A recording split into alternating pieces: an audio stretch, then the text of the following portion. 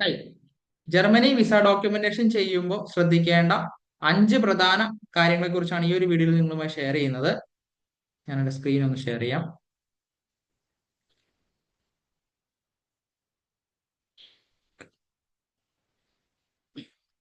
ഈ 5 മിസ്റ്റേക്സുകൾ ഒഴിവാക്കിയാൽ Germany visa documentation വളരെ കൃത്യമായിട്ട് ചെയ്യാനായിട്ട് സാധിക്കും. ഒന്നാമത്, ഇൻകംപ്ലീറ്റ് ആയിട്ടുള്ള ഡോക്യുമെന്റ്സ് സബ്മിറ്റ് ചെയ്യാതിരിക്കുക. എപ്പോഴും എംബസി ചെക്ക് ലിസ്റ്റ് ഫോളോ ചെയ്യുക. ട്രാൻസ്ലേഷൻസ്, നോട്ടറൈസേഷൻസ് ചെയ്യുന്ന സമയത്ത്, അപ്പോസ്റ്റൽസ് ചെയ്യുന്ന സമയത്ത് പ്രോപ്പർ ആയിട്ട് ചെയ്യാനായിട്ട് ശ്രമിക്കുക. 2 സെറ്റ് ഡോക്യുമെന്റ്സ് കോപ്പി എപ്പോഴും കരുതുക. 2, പുവർ മോട്ടിവേഷൻ ലെറ്റർ വളരെ കൃത്യമായിട്ട് എഴുതുക. നിങ്ങളുടെ പേഴ്സണൽ ഗോൾസ്, അതുപോലെ തന്നെ കരിയർ ഗോൾസ് തുടങ്ങിയ കാര്യങ്ങൾ മെൻഷൻ ചെയ്യുക. നമ്മളുടെ ജെന്യൂൻ ആയിട്ടുള്ള ഇന്റൻഷൻ വ്യക്തമാക്കുക.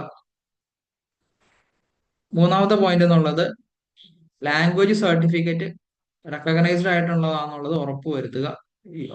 OSD, ഗോവിത്തെ, ടെൽക്ക് ഏത് സർട്ടിഫിക്കറ്റ് വേണമെങ്കിലും നിങ്ങൾക്ക് യൂസ് ചെയ്യാം.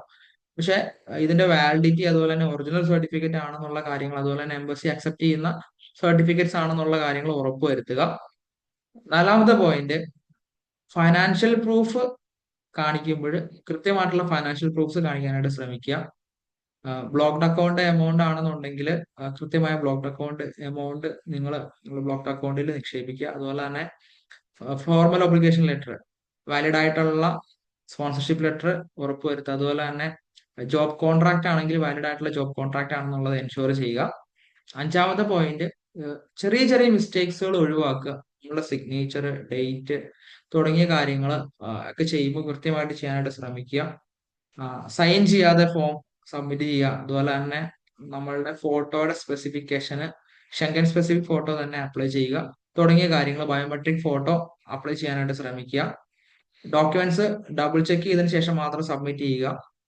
സിഗ്നേച്ചേഴ്സ് നോക്കുക. അതുപോലെ തന്നെ നിങ്ങളുടെ പേര്, ഡേറ്റ് ഓഫ് ബർത്ത് എല്ലാം ആസ് പെർ പാസ്പോർട്ട് പോലെ മാച്ച് ആയിരിക്കണം. ഇത്രയും കാര്യങ്ങൾ ശ്രദ്ധിച്ചു കഴിഞ്ഞാൽ നിങ്ങളുടെ വിസ റിജക്ഷൻസ് ഒഴിവാക്കാവുന്നതാണ്. ജർമ്മനി വിസ ഡോക്യുമെന്റേഷൻ ആയതുകൊണ്ട് കൂടുതൽ വിവരങ്ങൾക്ക് ഞങ്ങളെ കോൺടാക്ട് ചെയ്യാവുന്നതാണ്. ഈ ഒരു വീഡിയോ നിങ്ങൾക്ക് പ്രയോജനപ്പെട്ടുവെങ്കിൽ ഫോളോ ചെയ്യുക. Thank you all.